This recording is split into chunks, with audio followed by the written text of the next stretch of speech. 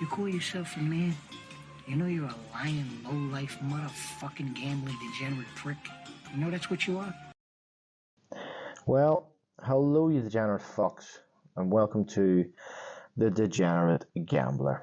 It's Thursday the 24th of October, and we're just back with another episode, and the losing streak continues. I've not had a bet up in, a long time, and to be fair, obviously I had the international break, so I've had a good few free bets recently. So I haven't been spending that much, but I haven't been winning, and I've been close, but I haven't been, like, what was it, Tuesday night there or whatever.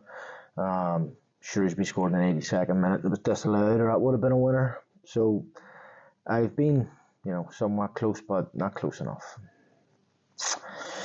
Yeah, so what can you do but keep plugging on? Just let's hope the streak ends.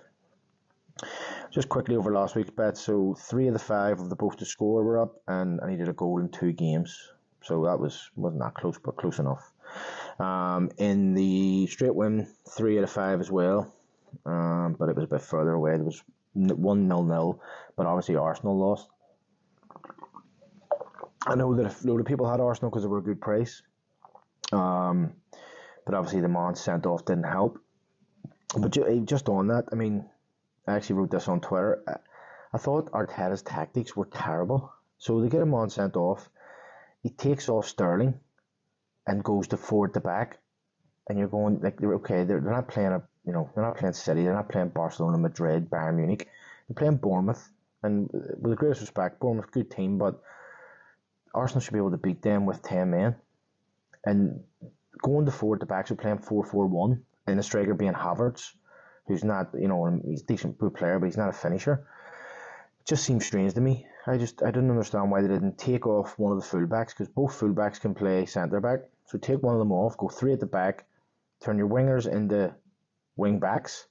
They'll obviously run up and down. They'll be covering a lot of ground. But you've got subs there to take them off and replace them with, I think Martinelli was in the bench, and they had other players who can play wide in the bench, so it just didn't make any sense to me. It seemed very, very defensive. And I know they did it against City, but that's City. City are going to dominate the ball even with 11v11. So I don't know. I just didn't understand. I thought it was very, very poor tactics from Arteta. But anyway, that was one of the things that beat the bet. Sunday's Eka was terrible. I didn't do a Yankee because when I picked the teams that I was looking at, none of them were big prices. So when I worked it out, if I'd had 4, say I was doing 5, so I was doing a lucky 31, or a Super Yankee, if the bet was paying something like just over 100, and if one team lost, I was only getting like 30 quid. So it was like, not really worth it. So I just did the Eka, and then I did one bet builder. So that was last week's bets. I'll get on to the stats here. And you know what? The stats weren't that bad. They weren't amazing, but they weren't that bad. So every league had 12, except for the Premier League, obviously, which is 10. And we'll do the favourites and draws and stuff first. So Premier League, 5 favourites, no draws, 5 outsiders. Championship, 5 favourites, 3 draws, 4 outsiders. And League 1, 6 favourites, 1 draw, 5 outsiders. League 2, 6 favourites again. There was 2 draws and 4 outsiders won. In the National League, again, 6 favourites, 2 draws, 4 outsiders, and exactly the same in the National League North, 6 favourites, 2 draws, 4 outsiders. So that's actually 3 leagues in a row. League 2, National League, and National League North had 6 favourites win, 2 draws, and 4 outsiders. And then in the National League South, only 4 favourites, 6 draws, and 2 outsiders. So in total, that was 38 favourites, 16 draws, and 28 outsiders. This week, the outsiders was pretty high. Draws seemed a bit low. In the National League South, there was 6 draws, so 50% of the league. But all the other leagues, 2, 2, 2, 1, 3, 0, all very low in the draws. But they all had reasonably high numbers of outsiders win. It's not often that half the Premier League fixtures are won by outsiders. So, favourites was 46% of favourites won in English football. Now I'll go to overs and both to score. So, Premier League 6 over 2.5 and 4 nat. 6 both to score, 4 nat. And the Championship, there was 3 games over 2.5 and 9 games nat. 4 games were both to score and 8 games weren't. In League 1, 6 and 6, so 6 over, 6 nat. 7 games both to score and 5 nat. In League 2, 8 games were over and 4 games weren't. 9 games were both to score and 3 games weren't. In the National League, 9 games were over, 3 weren't, and 7 games were both to score and 5 weren't. National League North, 4 games over, 8 games not, 3 games both to score, 9 games not. Lastly then, the National League South, 6 and 6, so 6 games were over 2.5, 6 weren't, and 7 games both to score, 5 weren't. So in total, 42 games were over 2.5 and 40 weren't. And then in both to score, 43 games were both to score and 39 weren't. So percentage ways, the over 2.5 was 51% and the both to score was 52%. So there was decent, there was reasonable chances to win bets out there, but it obviously wasn't to be. So yeah, let's get on to this week's bets. So this week I've actually done 2 bets of £1.5, so £7.50 on each bet. So there is no sort of main bet. They're both the same thing. So the first bet I'll give is the both to score. So all of these 5 games are both to score. Plymouth and Preston 4-5, Shrewsbury Barnsley 8-13, Fylde Altrincham 8-13, Everton Fulham 7-10, and Gateshead Solihull Moors 3-4. So in total that is 13-1. So it pays just over 100 for the 1.5 points. The straight win bet, so I'll go over this and I'll come back and give some reasons. Villa to win at home to Bournemouth 9-10. Brentford home to Ipswich at 7-10. Burnley at home to QPR 13-20. Wycombe at home to Leyton Orient 9-10, and Sunderland at home to Oxford 8-15. That's 14-1. So let's look at this. So Villa obviously having great. They're joint top of the Champions League table as well. But they are second to Liverpool in the last 5 games, 3 wins, 2 draws. Bournemouth 2 wins, 3 defeats. Home form. Villa only 2 wins, a draw and a defeat out of 4. Bournemouth have actually got the same at home, but away from home, Bournemouth only the 1 win, 1 draw and 2 defeats. But like I say, Villa won at home against Bologna. They beat Bayern Munich in there, as well as those sort of Premier League games. They drew with United, so they've had some decent games at home.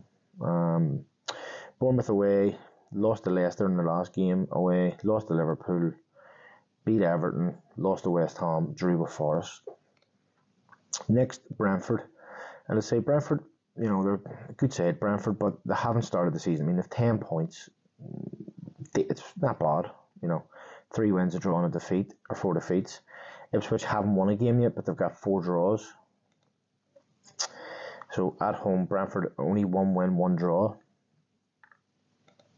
Ipswich 2 draws away from home. So Brentford in the Premier League, last sort of games, beat Wolves, drew with West Ham, beat Southampton, beat Palace. It's a decent record. Ipswich away, lost to West Ham, drew with Southampton, drew with Brighton, lost to City. Next, we go to Burnley. Burnley, currently second in the league against QPR, who are in the relegation zone. Burnley, 9 points out of a possible 15. QPR just the 1. Home form, 3 wins for Burnley and 2 draws, so undefeated in 5 championship games. QPR lost their last 2 away from home. One drew before that. Next we go to Wycombe. This is a tight game, if I remember. Yeah, so Wycombe are 3rd and Orient are 20th. Wycombe in good form as well. Orient only 4 points. Wycombe 4 wins out of 5 at home and a defeat. But Leyton Orient, for a team that's only played 5 games away from home, they've won 2 and lost 3, which isn't bad for a team that's down that side of the table. Wycombe's last 5 at home. They've won 3. So they've won 3 league games at home. They lost at home to Aston Villa in the EFL, and they won in that lower league cup. Next, Orient. Did I say that? Orient's away form, 2 defeats in a row. They beat Stockport, lost to Brentford in the cup, and beat Reading in the league. Lastly, then, back up to the Championship, Sunderland. So Sunderland play Oxford. Sunderland currently top, 3 points clear at the top of the league. Oxford in 11th with 14 points. Sunderland 3 wins, a draw and a defeat in the last 5. Oxford have drew their last 5 games. Home form, Sunderland drew against Leeds in their last home game, but they won the 4 before that. And away from home, 2 draws for Oxford and 3 defeats. So that's that one.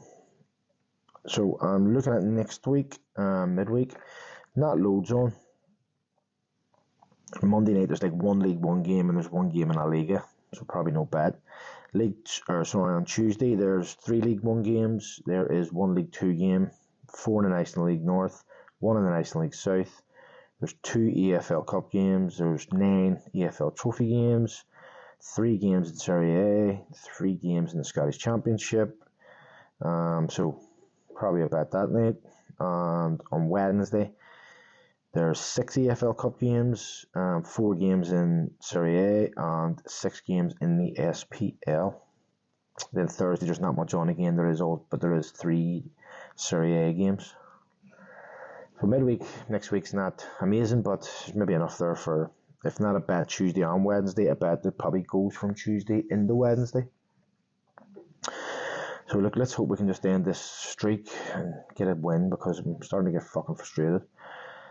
But yeah, that's basically it for this week. It just leaves me to say, if you are doing a bet, good luck and happy punting. Here, get the fuck out of here. Yeah, thanks. Let me find out you fucked up. I'll leave you wherever I find you.